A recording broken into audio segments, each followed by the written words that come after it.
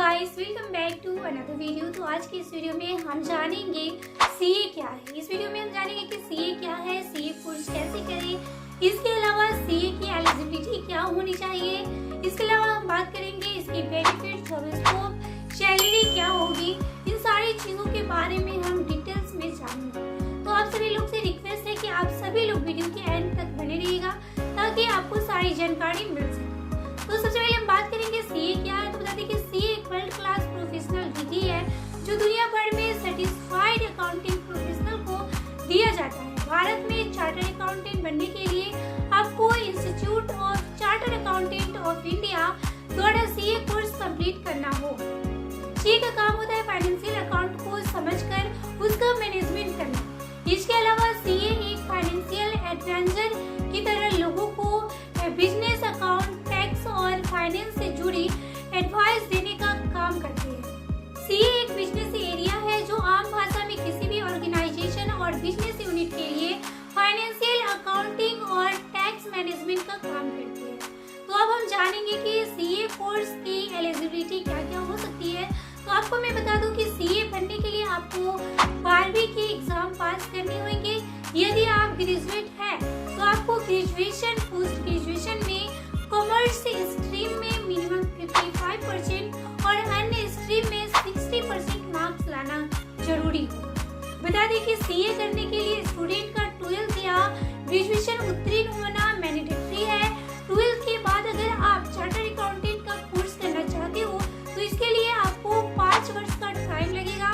वहीं पे ग्रेजुएशन के बाद इस कोर्स की ड्यूरेशन जो है वो 4.5 साल की होती है।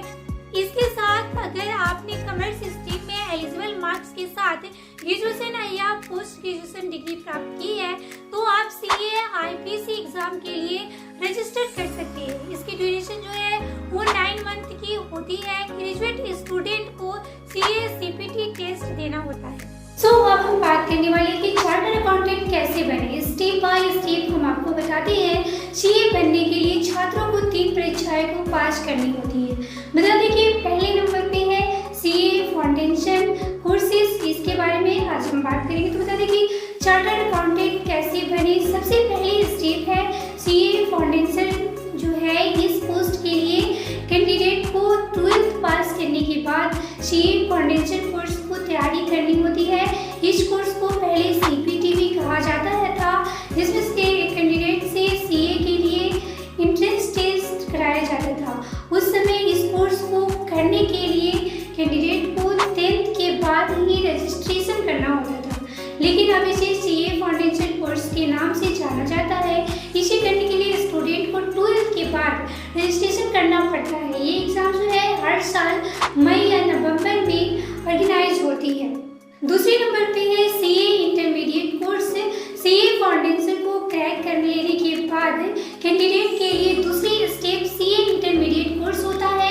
इसमें कैंडिडेट सीए फाउंडेशन या ग्रेजुएशन के बाद डायरेक्ट एप्लीकेशन कर सकते हैं। किसी भी स्ट्रीम से ग्रेजुएशन या पोस्ट ग्रेजुएशन करने के वाले कैंडिडेट को सीए फाउंडेशन करना बहुत ही जरूरी नहीं होता है, लेकिन इसके लिए कैंडिडेट को ग्रेजुएशन, पोस्ट ग्रेजुएशन में कॉमर्स स्ट्रीम में मिनिमम 55% और अन्य स्ट्रीम में 60% मार्क्स लाना होता है। तीसरे नंबर पे है आर्टिकल सी। सीए आईपीसीसी या इंटरमीडिएट कोर्स करने के बाद आपको किसी सीए के अंतर्गत या अपने 3 साल की आर्टिकल सी पूरी करनी होगी। यहाँ आपको टैक्स रिटर्न से लेकर के ऑडिटिंग तक का प्रैक्टिस नॉलेज मिलता है। यहाँ आपको सीए के वर्क और रिस्पॉन्सिबिलिटी के बारे में बताया जाता है। चौथे नंबर की बात करें तो बता दें कि चौथे नंबर पे है सीए फाइनल। कैंडिडेट जब सीए इंटरमीडिएट को पास कर लेते हैं और अपनी आर्टिकल सी पूरी कर लेते हैं, तब ट्रेनिंग पूरी करने से 6 महीने पहले सीए फाइनल के लिए अप्लाई कर सकते हैं। ये सीए बनने का लास्ट स्टेप होता है, जिसे पास करने के बाद कैंडिडेट को सीए पद के लिए अपॉइंट कर लिया जाता है।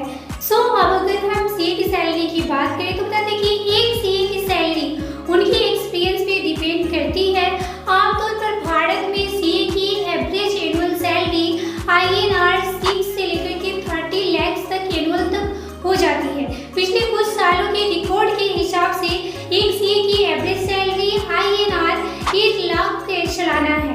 अगर आपको किसी भी टॉपिक, नोट्स या कोई भी कोर्स से रिलेटेड जानकारी चाहिए तो आप स्क्रीन पे दिए गए नंबर पर संपर्क करें या